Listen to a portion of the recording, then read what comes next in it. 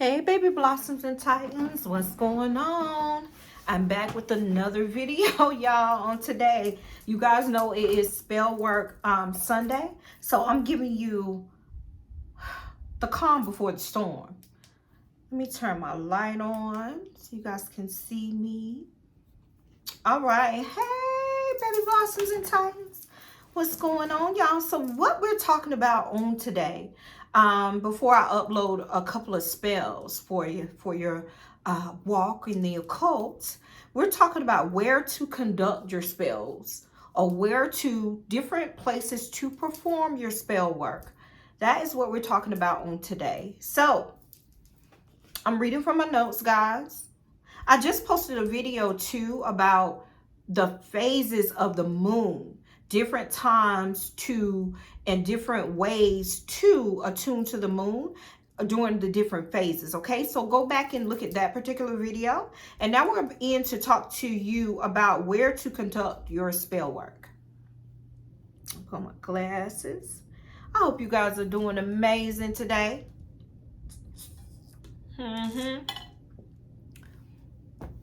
So in spell work, I personally conduct my spell work in my spirit room as well as outside on my balcony during the moon cycle. So that is the two places I most of the time do my spell work, okay? Unless I have to go to the water or something like a lake or a pond, I do it then as well. But that is sometimes less likely than when I do it up under the moon, outside on my balcony, as well as in my spirit room at my altar. Okay, so location is very important, but you must be practical and do what is best for you. There are pros as well as cons in everything. And where to cast a spell is no different, honey. It's no different. So there are those who will say there is nothing like the outside to spin your magic.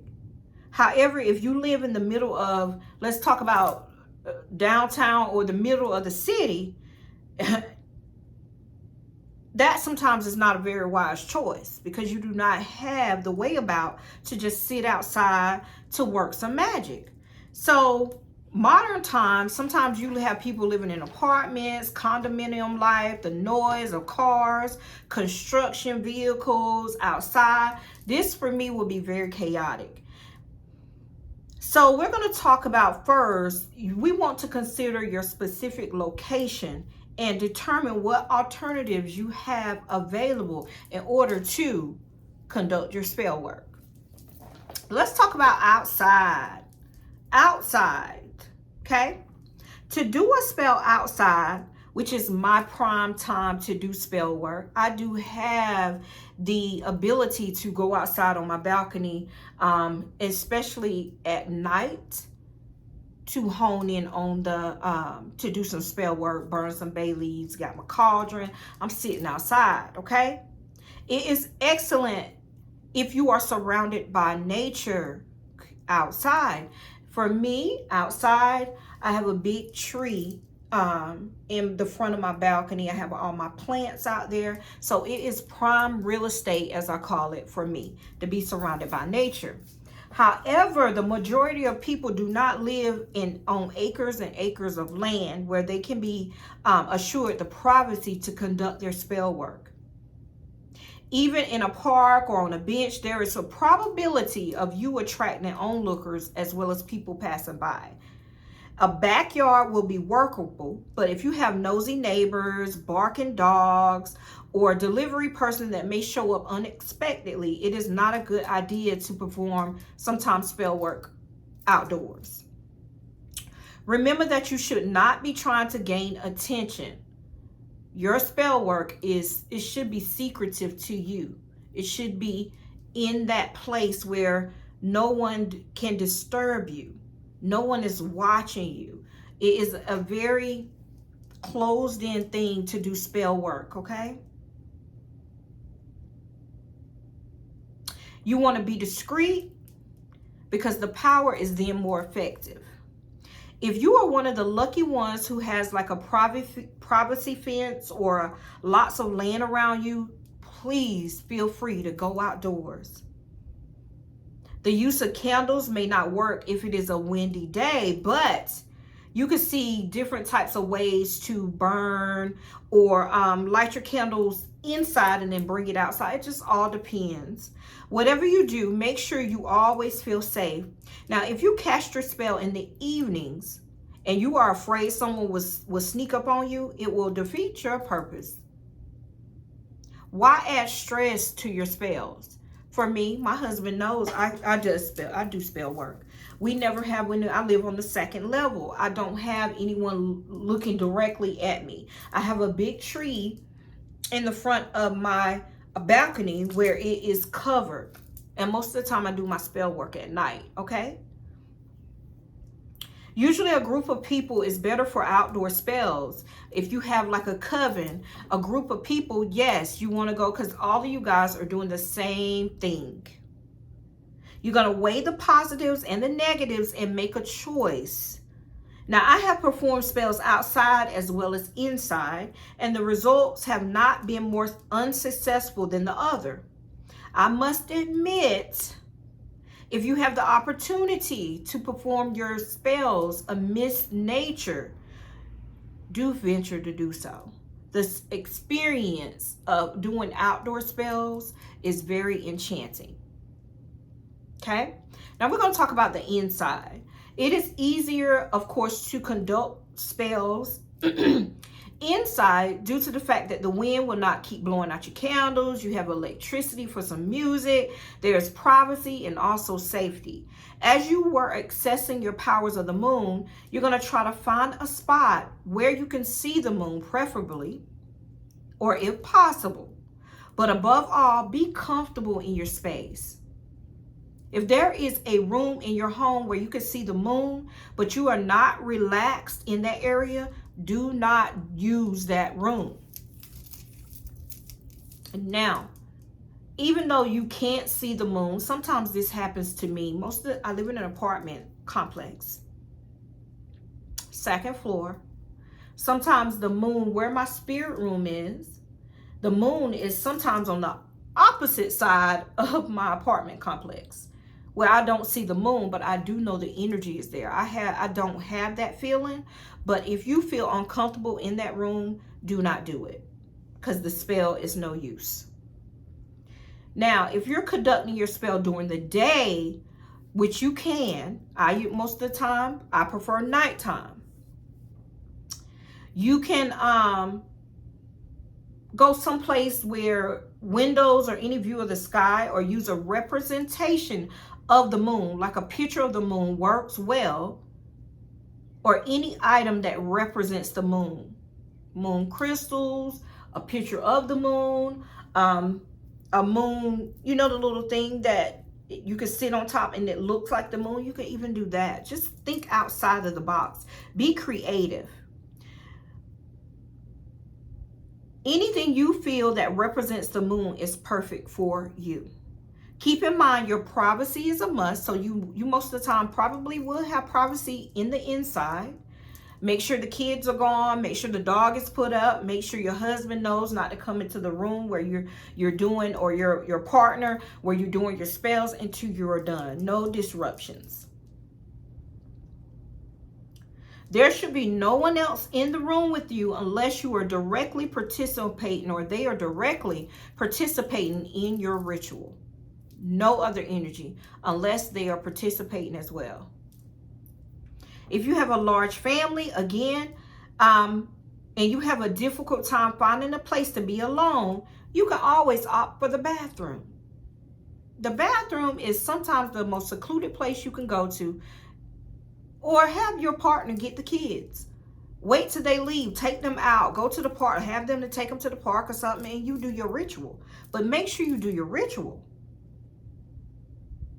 I've known people to go rent a hotel room in order to perform a ritual in their own private setting, secluded, away from everybody, friends, and family. Now, it's not that serious for me, but that's an option as well. Now we're going to talk about some tree magic. If you guys know me and follow me, when I go to the park, my spirit tree, his name is Big John. He's at the park down the street that I frequent, me and my husband frequent often. So he is my tree spirit. Now, tree magic are for those who are able to utilize the wonders of the outside world in an area that has many trees. You may want to conduct your spell under or near a special tree. Now, for me, I can't do that because Big John is in an open park once you enter. But when I go to the park and I pass Big John, every time I'm going to honor that tree. I'm going to speak to that tree. Okay? It could be a tree you just get a good feeling from, i.e. Big John, or a specific tree you seek that has a special quality. Okay? Now, if you do perform a spell near a special tree, I want you to take a moment and feel the energy from the particular tree. Thank the tree for the vibration that is given to you. Don't be surprised, but hugging trees is not an uncommon thing. Hug that tree. Hug the tree. Feel the tree's energy. Hug the tree tightly as long as you need and give it thanks. Okay? Sometimes a tree has a specific quality that you need, and sometimes it is depleted within our own bodies. So to re-energize yourself, use a tree in magic. All right, so for an example, say if you have an interest in a romance and it has virtually been zero due to conditions in your life like overworking, traveling, or just being without a partner, you may have the need to put yourself near or even hug an oak tree. The oak tree is said to increase sexuality. That's a fun fact. Nothing ventured, nothing gained. Now, I'm going to give you a small list of certain trees with certain qualities to enhance your life. Now, we're going to talk about ash tree. That particular tree is for peace, protection, prosperity, and strength. Birch, you can use for new beginnings, healing of wounds and burns. Cedar tree, courage, longevity, wealth, self-esteem, and purification. Cypress tree, past life issues, comfort, protection, eases the loss of anything. Elder tree, transformation and change, peaceful sleep, self-confidence. The elm tree, protection and meditation, stops slander. A eucalyptus tree or leaves, healing, protection, moon affinity. I can go on and on. Okay? On and on. Now, the magic in trees does not have to be activated only when carrying out moon spells. Okay? But can be accessed anytime as a natural wealth of refreshment to your body, to your mind, as well as your spirit. Now, I want you to always thank the tree in silence with a nod of your head for allowing you to receive its special essential qualities and for absorbing your negative energy. Always give thanks. If you pull it in, I want you to give thanks and release, and it releases into that, and it gives you the energies, the properties of the tree. You need to give thanks and honor. Thank you. Okay? For the record, the tree is not harmed by that process of removing and taking away. It shakes your energy away via the elements and is refreshed within seconds. So the tree will refresh itself. Now, I gave you where to conduct your spells doing ritual. Those are a couple of ways you could. You have 3 different ways: tree magic, outside as well as the inside, okay? If you I'm offering candle rituals. I have 2 available on my site, one for June 24th, as well as one I'm conducting on June 28th. Go to my site, www.visionsbyvasori.com. If you have any message for me and you want me to do some work for you, come into my space respectfully. Give me whatever you like. Don't write a book now, because I need for you to go on my site. But if you send me an email, something specific, something short, something sweet, do I do work for this? I will email you back. And my email address is visionsbyvasori@gmail.com. Or you can go to my website and send me a message from there. Again, like, subscribe, and share my channel. Click the notification bell so you can know when I upload any of my new content as well. I want to say many blessings of abundance to you and yours. All right, guys? All right. I'll talk to you later. Bye, y'all.